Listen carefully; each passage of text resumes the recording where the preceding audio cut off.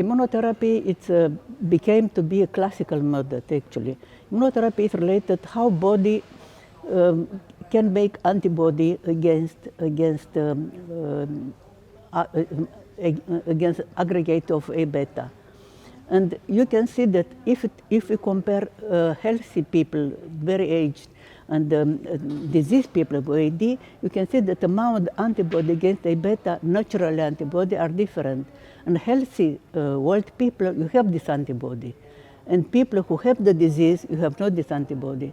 So that give you courage to say that maybe immunotherapy and the immune system of these people are involved in disease. And this is the reason that you give them immunotherapy to replace the antibody who couldn't be developed in a natural way in the disease.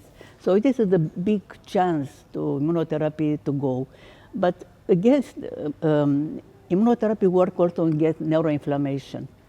But I think if you combine, let's say, antibody against A-beta plus AMD lactate or something like that, maybe we have better results finally to attack the disease from many places, because no one from where he started.